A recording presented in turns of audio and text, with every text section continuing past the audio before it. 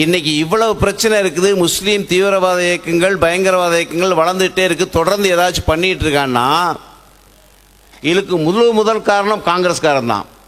இன்னைக்கு ஒன்றும் தெரியாம நினைப்பான். அந்த திமுக தீக்காரனோட அவன் மோசமான ஆள். மகாத்மா காந்தி என்ன சொன்னாரு? சுதந்திரம் வாங்கும்போது இந்துக்களுக்கும் முஸ்லீம்களுக்கும் சண்டை நடக்குது, முஸ்லீம்களுக்கு ஒரு நாடு கொடுத்துட்டா எல்லா பிரச்சனையும் தீர்ந்து போயிருந்தாரு. நேரு ஆமான்னாரு. எல்லா தலைவன் இன்னைக்கு இருக்க மாதிரி தான், கொடுத்துட்டா சரியா போயிரும்னா. அன்னைக்கு பண்ண தப்பு இன்னைக்கு நாம் அனுபவிக்கிறோம். முஸ்லீம் பூரா பாகிஸ்தான் போறேன்னு சொன்னால, இந்த காங்கிரஸ் கபோதி பேர்லாம் அவனை அனுப்பிச்சு வச்சானா, பாய் பாய் போகாதீங்க பாய், மனசு புண்படுது பாய்னு. அதைத்தான் இன்னைக்கு திமுக காரன் செஞ்சுட்டு இருக்கான். அன்னைக்கே அனுப்பிச்சிருந்தா இன்னைக்கு நாடு நல்லா இருக்குமா இல்லையா? என்னமோ அவன் இந்த நாடுக்கு சொந்தக்கார மாதிரி பேசிக்கிட்டு இருக்கான். எல்லா பேருக்கும் சேர்ந்தான் நாடு கொடுத்தோம்.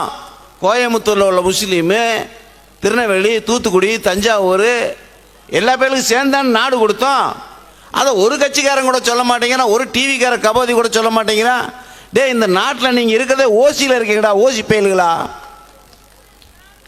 நம்முடைய பெருந்தன்மையாளர் இருக்க பயப்படுறான். அந்த கட்சிக்காரெல்லாம் பூரா வார்த்தை சோறு போட்டாலா வேற ஏதாச்சும் போட்டாலும் தெரியல. ஆம்பளைன்னா தைரியமாக இருக்க வேண்டாமா? இந்த நாட்டில் இருக்கிறதே நம்முடைய பெருந்தன்மையினால. அது கருணாநிதியிலேருந்து, வீரமணியிலேருந்து, ஸ்டாலினிலேருந்து எல்லா பேருக்குமே தெரியும்.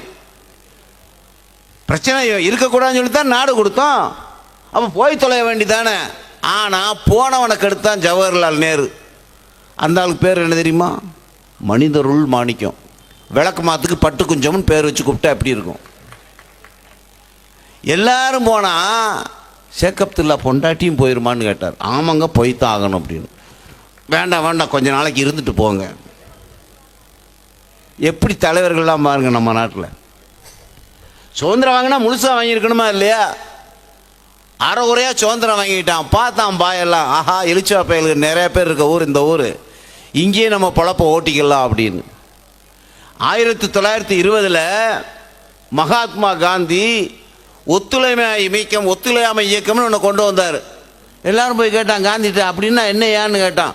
அதாவது வெள்ளைக்காரனுக்கு நம்ம ஒத்துழைப்பு கொடுக்கக்கூடாது, வெள்ளைக்காரன் இந்த நாட்டை விட்டு வெளியேறணும் அப்படின்னு. அப்படியா, புரட்சி எல்லா பக்கம் பண்ணலாமா? பண்ணலாம். கேரளாவில் முஸ்லீம் எல்லாம் சூப்பர் முஸ்லீம். அவெல்லாம் 5 மாதத்தில் காத்த பெற்றதாக்கும். சூப்பர் முஸ்லீம். அவன் என்ன தெரியுமா பண்ணா, எவனோ துருக்கியில் கமால் பாச்சான்னு ஒருத்தர் இருந்தானாமா, அவனை துரத்தி விட்டு வேற ஒருத்தன் ஆட்சிக்கு வந்துட்டானாமா.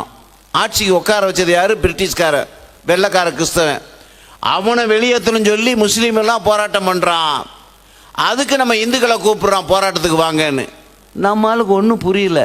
ஏன்டா துருக்கியில் எங்கேயோ இருக்கிற நாட்டில் எவனோ போராட்டம் பண்ணுறதுக்கு நாங்கள் ஏன்டா ஆதரவு? இல்லை இல்லை, காந்தி சொல்லியிருக்காரு ஒத்துழையாமை இயக்கத்தில் எல்லாரும் சேர்ந்து பாடுபடணும். அப்போ என்ன சொன்னா, நம்மளாம் கேரளா இருக்க இந்துக்கள்லாம் நாங்கள் இந்த நாட்டுக்கு தான் பாடுபடுவோம், ஓன நாட்டுக்கு விடுதலைக்கு பாடுபடுறதில்லைன்னு சொன்ன உடனேயும் அங்கே உள்ள இந்துக்கள் எல்லாம் வெட்டினா, கொலை பண்ணா, கற்பழிச்சா. இப்போ நம்ம ஊரில் நடந்தது 1920. வெளியே ரொம்ப நாள் போக வேண்டாம், நீங்கள் சேர சோழ பாண்டியர் காலத்துக்கு போக வேண்டாம், கற்கால காலத்துக்கு போக வேண்டாம், நம்ம ஊரில் நடந்தது. அதுக்கு பேர் என்ன தெரியுமா வச்சா? மாப்பிளா கலவரம். பக்கத்துலேருந்து நம்ம படித்து அறிவு வேண்டாமா? நம்மளுக்கு பத்திரிக்காரனுக்கு தெரியாதா, டிவிக்காரனுக்கு தெரியாதா வரலாறு எத்தனை பேர் செத்தான்னு? என்னமோ அவன் பூரா புனித மாதிரியும் அவன் அன்பு மதன்ற மாதிரி முதல்ல சொன்ன மாதிரி சொன்னாங்கல்ல இல்லையா? அப்புறம் ஒரு ஆள் சொல்கிறான், நீங்கள் இப்படிலாம் பேசுனீங்கன்னா மனசு புண்படுங்க அப்படின்னு. திமுக ரொம்ப வருத்தப்படுறான். மெடிக்கல் ஸ்டோர் போ, நல்ல ஆயிலை வாங்கு, நல்ல ஆயின்மெண்ட்டை வாங்கு, மேலே இருந்து கீழே வரைக்கும் நீவு, வலி போயிடுச்சா பாருன்னு கேளு, இல்லை திரும்ப சொல்லி பலவடி தேய். புண்பட்ட மனசுக்கு மருந்து போட்டு ஆத்து. உண்மையிலே நம்ம தான் புண் போட்டிருக்கோம். அந்த நாட்டை கொடுத்துட்டு, இடத்த கொடுத்துட்டு இல்லையா? இவங்களெல்லாம் சேர்ந்தான் நாடு கொடுத்தோம். இல்லைன்னு சொல்லுங்க. இங்கே உள்ள முஸ்லீம்களுக்கு அத்தனை பேருக்கு சேர்ந்தான நாடு கொடுத்தோம். போகாமல் இங்கே இருக்கேன், அவனை அனுப்புகிற வேலையை பார்க்கணுமா இல்லையா கட்சிக்காரெல்லாம்? அங்கே நம்ம இந்துக்கள் நிலைமை எப்படி இருக்குது? அதே போல் 1942 சுதந்திரம் ஒன்று அவன் நம்ம என்னமோ அண்ணன் தம்பி பாக பிரிவினை சொல்கிறான் பாருங்க. காங்கிரஸ்கார கபோதிகள்லாம் ஏமாத்து வேலை, ரத்தம் சிந்தி, வேர்வை சிந்தி, ரத்தம் ஆறா ஓடிச்சு. அதை பார்த்து தான் காந்தி, நேரு எல்லாம் பயந்து போய் இப்போ எப்படி போலீஸ் பாயை பார்த்து பயந்து போயிருக்காம பாருங்க. ஜெயிலில் சௌரியம் பண்ணி கொடுக்குறேன் பாய், நீங்கள் ஒன்றும் சொல்லிடாதீங்க பாய் அப்படின்னு. ஜெயிலில் எல்லா சௌரியம் பண்ணி கொடுத்துருக்கானுங்க. என்ன அந்த பொம்பளை ஜெயிலேருந்து கொஞ்சம் பொம்பளை கொண்டு இங்கே விடலை, பாக்கி எல்லா வேலையும் நல்லா பண்ணியிருக்கானுங்க. அவனை சுதந்திர போராட்ட தியாகி ஐயா. ஒரு கட்சிக்காரன் அதை பற்றி பேச மாட்டேங்கிறான். அவன் நாட்டுக்கு போராடி போனவனா? அவனை வாவு சிதம்பரனார், காமராஜர் மாதிரி, முத்துராமலிங்க தேவர் நாட்டுக்கு அவனி போனவனா? உள்ள பூரா தேச துரோகி பயிலுங்க. அதில் அந்த ஜெயிலர் சொல்கிற அறிவிட்ட மடப்பைய வெளிநாட்டு சிறை மாதிரி நான் வசதி பண்ணி கொடுக்கலான்ற. வெளிநாட்டில் என்ன தெரியுமா பண்ணுவான் அந்த அதிகாரி சொல்ல, வெளிநாட்டில் எல்லாம் அந்த சிறை வந்து நல்லா இருக்காமா, அது மாதிரி இவர் பண்ணணுன்னாராமா, இந்த சிலை குப்பாங்கிறார். வெளிநாட்டில் எப்படி தெரியுமா, ஒருத்தன் வீட்டுக்கு போகும்போது வெளியில் ஆம்பளை செருப்பு இருந்துச்சுன்னு வைங்க, போயிட்டு 2 நாள் கழிச்சுவான். இந்த அதிகாரி வீட்டில் வாசலில் செருப்பு இருந்தால் 2 நாள் கழிச்சு விடுவார் அவர். நம்ம நாட்டை பற்றி பேசுகிறா, வெளிநாட்டில் சௌரியம் பண்ணி கொடுக்குறானாமா. வெளிநாட்டில் யாருக்கு சௌரியம் பண்ணி கொடுக்குறான்? ஆக இவனுங்களாம் திட்டம் போட்டு வேலை செய்கிறானுங்க. நம்ம எதுக்கு சொல்கிறேன்னா, அன்னைக்கே அனுப்பிச்சிருந்தா நாடு நல்லா இருந்திருக்கும். இந்த போலீஸுக்கு இவ்வளோ பிரச்சனை இருக்காது, ஆளை போட வேண்டிய பந்தோது போல நம்ம நாடாக இருந்திருக்கும். ஆக 42 ஜின்னா சொல்கிறான் நேரடி நடவடிக்கை, டைரக்ட் ஆக்ஷன். அப்படின்னா என்னன்னு கேட்குறாங்க காந்தி நேரெலாம் போய். எங்களுக்கு சுதந்திரம் கொடுக்கலைன்னால், முஸ்லீம்களுக்கு தனியாக நாடு கொடுக்கலைன்னு சொன்னால் ரத்த ஆறு ஓடுங்கிறான். ஒரு தலைவர்னாலையும் ஒரு பத்திரிகைனாலையும் எவனாலையும் தடுக்க முடியல. கல்கத்தாவில் 4000 பேரை பட்டப்பகலை வெட்டி கொண்டான். யார் கேட்குறதுக்கு இருக்கா? வரலாறு தெரியுமா நம்ம ஆளுகளுக்கு? இந்த டிவிக்கும் பத்திரிகைக்காரனுக்கு வரலாறு தெரியுமா? எத்தனை பேரை வெட்டி கொண்டான்னு என்னமோ ரொம்ப நல்ல மாதிரி அவனுக்கு வாழ்த்து சொல்லிட்டு இருக்கான். முதல்ல பேசும்போது சொன்னாரா இல்லையா, நபிநாயகம் பிறந்தா வாழ்த்து, இயேசுநாதர் பிறந்தா வாழ்த்து. இவெல்லாம் எச்சி பொழப்படைக்கிற வயலுங்க, மாமா பயல்கன்னு சொல்லுவோமா இல்லையா, அந்த மாதிரி பொழைச்சிட்டு இருக்கான். எப்படியாவது ஓட்டுக்கு வரணுங்க, ஓட்டு எப்படியாச்சும் வாங்கி ஜெயிக்கணும். இந்த கருணாசன் மிந்தானத்தை ஒருத்தன் பேசியிருக்கான், கட்சிக்காரன் பேச பயப்படுறான். பார்த்தீங்களா நீங்கள்? ஸ்டாலின் அடக்கி வாசிக்கிறாரு, வைக்க முழுங்கி வாசிக்கிறார், ஒருத்தர் பருத்து வாசிக்கிறான், ஒருத்தர் உருண்டு வாசிக்கிறான். ஏன்னு கேட்டால், இப்படி பேசுனா அந்த ஜாதி ஓட்டு போயிருமோ, அப்படி பேசுனா இந்த ஜாதி ஓட்டு போயிருமோ, தூக்கு போட்டு சாக வேண்டியதானே. நீ எல்லாம் நாட்டில் எதுக்கு இருக்கிற? உண்மையை உறக்க சொல்லணுமா இல்லையா? பேசும்போதெல்லாம் நல்லா தான் பேசுவான். ஆக முஸ்லீம்கள் 42 பயங்கர கலவரம் கல்கட்டாவில். இதெல்லாம் பார்த்துட்டு தான் என்ன முடிவு பண்ணா, இனிமேல் சேர்ந்து வாழ முடியாது. யார்? காந்தி, நேரு, பட்டேல், ராஜேந்திர பிரசாத் எல்லாம் என்ன சொல்கிறான்? முஸ்லீம்கள் சராசரி முஸ்லீம் இந்த நாட்டில் முரடனாக இருக்கான், இந்துக்கள் நல்லவனாக இருக்கான், சேர்ந்து வாழ முடியாது அப்படின்னு தான் நாடு பிரித்து கொடுத்தான். அப்போ இங்கே உள்ள டிசிஏ, ஏசிஏ, கமிஷனரோ, எடப்பாடியோ சொல்லி அவனை கேட்கவா போகிறான்? அவன் எந்த காலத்துலையும் திருந்த மாட்டான். அந்த குண்டு வெடிப்பு கைதியெல்லாம் கோர்ட்டு கூப்பிட்டு வர்றாங்க. அப்போ தனியாக அது கோர்ட்டு, குண்டு வெடிப்பு கைதிக்குன்னு தனியாக ஒரு கோர்ட்டு. ஜட்ஜி வந்து உட்காடுறாரு. பொதுவாக ஜட்ஜி வந்து உட்காரும்போது நம்ம எல்லோரும் இந்த ஜட்ஜை கும்பிடுவோம், அவர் திரும்ப நீதிபதி நம்மளை கும்பிட்டு தானே உட்காருவார். அது மாதிரி வந்து புதுசாக அன்றைக்கி தான் வர்றாரு கேஸ் விசாரணைக்கு, ஜட்ஜி வர்றாரு, உள்ள எல்லோரும் எந்திரிச்சு கும்பிட்றாங்க. இந்த குண்டுவெடி கைது பூரா கும்பிட மாட்டேங்கிறான். ஜட்ஜி இப்படியே பார்க்குறாரு பப்ளிக் ப்ராசிக்யூட்டரை, ஏங்க கும்பிட மாட்டீங்களா அப்படின்னு கேட்குறாரு அவர், அந்த கோர்ட்டு கிளார்க்கு. பப்ளிக் ப்ராசிக்யூட்டர், நாங்கள் அல்லாவை தவிர யாரையும் கும்பிட மாட்டோம். அந்த ஆள் பார்த்தார், அப்போ அவனை வச்சே கேஸ் நடத்திக்கங்கன்ட்டு எந்திரிச்சு போயிட்டார். இவங்களை வச்சு கேஸ் நான் நடத்த முடியாமல் மடப்பயல்களாகும். இங்கே மட்டும் இல்லை, உலக நாடு பூரா அப்படித்தான் சாகுறான். பார்த்தீங்களா நீங்கள்? இங்கே 10 பேரை கொண்டு டெய்லி 100 பேர் 1000 பேர் சாகுறான். அது வெள்ளிக்கிழமை நாள் பார்த்தா பள்ளி வாசலில் கிளீனாக கொண்டு வைப்பான். பள்ளி குழந்தைகள் உள்பட 67 பேர் சாவுன்னு. கருணாநிதிக்கு இந்த வைகோக்கெல்லாம் பாவம் இப்படி சாகுறாங்களே அப்படின்னு. அடுத்து உனக்கு தான் ஒரு மாப்பிள்ளை பார்த்துக்கு நீ அப்படின்னு. ஆனால் பிரபாகர் பேசும்போது சொன்னார், முரசொலி வச்சாங்க, வடை வச்சாங்கன்னு சொல்லி. அவர் ராஜாத்தி இல்லாமல் இருந்ததே இல்லையாமா. அதுக்கு என்ன பண்ண போகிறாங்கன்னு தெரியல. பகுத்தறிவு ரொம்ப பேசுகிற மாதிரி அம்புரா இப்படி தான். சில பேர் சொல்லுவான், நான் ரொம்ப ஸ்ட்ரெயிட் ஃபார்வேர்டுமா. பார்த்துருங்களா ஆஃபீஸர்லாம்? அவனை கொண்டு போய் அந்த ஏரியாவில், அவங்க ஏரியாவில், பாய் ஏரியாவில் போடணும். எப்படி இருந்தேன்னா இப்படி ஆகிட்டேன்னு பழையபடி வேறு ஊருக்கு வருவார்.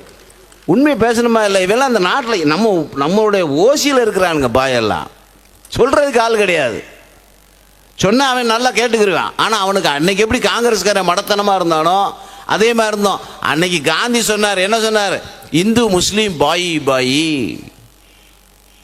அப்படின்னா என்னன்னு கேட்டான். நீ நானும் ஒன்று, என் வாயில் பண்ணு, ஓ வாயில் மண்ணு, காந்தி நல்லா தின்னுன்னா. காந்தி சொல்லியே கேட்கல, நம்ம டிசி ஏசி சொல்லி அவ கேட்க போகிற. ஒற்றுமையாக இந்து முஸ்லீம் பாயி பாயி, பாயாவது தலகாணியாவது. அவன் தான் நம்ம தான். நீ யாரு? நானாக இருக்கிறேன். நீ இங்கே வர வேண்டாம், நான் அங்கே வர வேண்டாம். உங்கள் அம்மா வாங்கிட்ட, எங்கள் அம்மா என்கிட்ட, ஓ பிவி வாங்கிட்ட, ஏன் பொண்டாட்டி என்கிட்ட. அவனவன் பார்த்தா போதும். இவங்கள ஒற்றுமையெல்லாம் சேர்த்து வீட்டெல்லாம் அடிக்க முடியாது. எந்த காலத்திலும் திருந்த மாட்டேன். எந்த நாட்டில் ஒற்றுமையாக இருக்கான்னு சொல்லுங்கள். ரஷ்யாவில் ஒற்றுமையாக இருக்கானா? ஆப்கானிஸ்தானத்தில் ஒற்றுமையாக இருக்கானா? ஈரானில் இருக்கானா? ஈராக்கில் இருக்கானா? அவன் நல்ல ஆள் தான். மதம் மோசமான மதம். நம்ம மதம் நல்ல மதம். இதில் தான் கருணாநிதி, வீரமணி, வைகோ மாதிரி ஆள் மோசமான ஆள் இருக்கான். எந்த காலத்திலும் சேர முடியாதுங்க. அது எத்தனை அதிகாரி வந்தாலும் சரி, எத்தனை தலைவன் வந்தாலும் சரி, இந்த ஒற்றுமைங்கிறது கொண்டு வர முடியாது. உலக நாடு பூரா போய் பாருங்க நீங்கள். அவை நாட்டிலே சொந்த சகோதரனே அஞ்சு நேரம் தொழுகை பண்ணுறான்ல. பாகிஸ்தானில் இவனும் தொழுகை பண்ணுறான், அவனும் தொழுகை பண்ணுறான். பள்ளிவாசலில் இவன் கொண்டு வைக்கிறான், மச்சான் அவன் கொண்டு வைக்கிறான். என்னன்னு கேட்டால் இவர் சன்னி முஸ்லீம்ங்க, அவர் பன்னி முஸ்லீம்ங்க, நாங்கள் மாற்றி மாற்றி வச்சுக்கிறோங்க. நல்லா வச்சுக்க. தேசபக்திங்கிறது கிடையாது. அதனால தான் அந்த நாட்டில் இருக்கிறதில்ல. புரியுதுங்களா? அவன் எந்த நாட்டுக்கும் விசுவாசமாக இருக்க மாட்டான். இலங்கையில் இருந்தாலும் மெக்கா மதீனால தான் விசுவாசமாக இருப்பான். பாகிஸ்தானில் இருந்தாலும் மெக்கா மதீனால விசுவாசம். இந்தியாவில் இருந்தாலும் மெக்கா மதீனால விசுவாசம். ஒரே ஒரு சின்ன உதாரணம் சொல்கிறேன் பாருங்க. இந்த விஸ்வரூபம்னு ஒரு படம் வந்துச்சு. அதில் முஸ்லீம் எல்லாம் கேவலப்படுத்துகிறான்னு சொல்லி படத்தை போட்டு பார்க்கணும்னா அவர் தயாரிப்பாளர்லாம் எல்லாம் சேர்ந்து கல்மங்கலாஸ் எல்லாம் சென்சார் போர்டில் காமிச்சாச்சுப்பா, நீ எதுக்குப்பா பார்க்குற அப்படின்னா, இல்லை நாங்கள் பார்த்தா தான் விடுவோன்னே ஜெயலலிதா அம்மாவில் வந்து எல்லாரும் படத்தை பாருண்ணா. ஒரு தடவை இடம் கொடுத்தோம் பார்த்தீங்களா, அடுத்த தடவை என்ன நடந்துச்சு தெரியுமா? விஜயோட படம் வருது. விஜய் படத்தை வெளியிட மாட்டோம் அப்படின்னு. என்னையா பிரச்சனை, போட்டு பார்க்கணும் அப்படிங்கிறான். ரொம்ப கலவரமே ஆகிப்போச்சு. விஜயோட துப்பாக்கி வெளியே வராது, வந்தால் பார்க்கலாமா, துப்பாக்கி எப்போ வெளியேறும்னா, அவன் துப்பாக்கியை கரெக்டாக மெயின்டைன் பண்ணுங்கடா. எதுக்குள்ள அடுத்த துப்பாக்கி பற்றி நம்ம பேசணும்? தயாரிப்பாளர் பேசுகிறது இல்லை, விஜயும் பேசுறது இல்லை. இப்படியே அவன் பழகிட்டான். உடனே அந்த படத்தை போட்டு காமிக்கிறானா இல்லையா? அந்த படத்தை போட்டு காமிச்சு இவர் சர்டிஃபிகேட் கொடுக்கணும். ஆக அந்த காலத்துலேருந்து 1920 இது நடந்துகிட்டே தான் இருக்குது. வருங்காலத்தில் நாம் முழிச்சு கொள்ளணும். நீ யாரு, நானாக இருக்கிறேன் அப்படின்னு சொல்லி. அதே மாதிரி இந்த அதிகாரிகள்லாம் சப்பக்கட்டு கட்டுறாங்க பாருங்க, அதெல்லாம் இந்த காலத்து இராது. இங்கே லோக்கல் பிரச்சனை இருக்குதோ இல்லையோ, அயோத்தியில் டிசம்பர் 6னா இங்கே டவுசர் அவுத்து போடுற ஆடுறான். அப்புறம் நம்மளாம் அமைதியாக இருக்கணும், இந்துக்களும் முஸ்லீம்களும் ஒற்றுமையாக இருக்கணும், அண்ணன் தம்பியாக இருக்கணும். எப்படியா இருக்க முடியும்? இந்த பிரச்சனை எந்த கலெக்டரும் தீர்க்க முடியாது, எந்த கமிஷனரும் தீர்க்க முடியாது. டிசம்பர் 6 அவன் ஆர்ப்பாட்டம் பண்ணத்தான் செய்வான், நம்மளும் பண்ணுவோம். நமக்கு ஒரே வழி, நம்ம இந்தியக்கு வளரணும். எங்கேயும் எல்லா இடத்துலையும் காவி கொடி தான் இருக்கணும். அதுதான் அவனுக்கு மருந்து. நாம் மெஜாரிட்டி ஆகிட்டா சரியாக போயிடுவான். இந்துக்கள் மெஜாரிட்டியாக இருக்கிற இடத்துல 1-2 முஸ்லீம் இருப்பான், இருக்கடமே தெரியாது. பார்த்துருக்கீங்களா? ஆனால் 10 பேருக்கு 15 பேராக சேர்ந்துட்டான்னா அந்த ஏரியா அவன்கிட்ட கொடுத்து நம்ம வெளியே போயிடணும். நம்முடைய லட்சியம் என்ன தெரியுமா? எல்லா இடத்துலையும் காவி கொடி பறக்கணும். இவங்க இடம் அவங்க இடம் அப்படின்னு சொல்கிறதுக்கே இடம் இருக்கக்கூடாது. அந்த வகையில் நம்ம இயக்கத்தை வளர்த்தணும். எல்லா பக்கமும் காவிமயமாக இருக்கணும். அதற்காக பாடுபட வேண்டும் என்று கேட்டுக்கொண்டு விடைபெறுகின்றேன். நன்றி, வணக்கம். பாரத் மாதா கி. बोलो भारत माता की।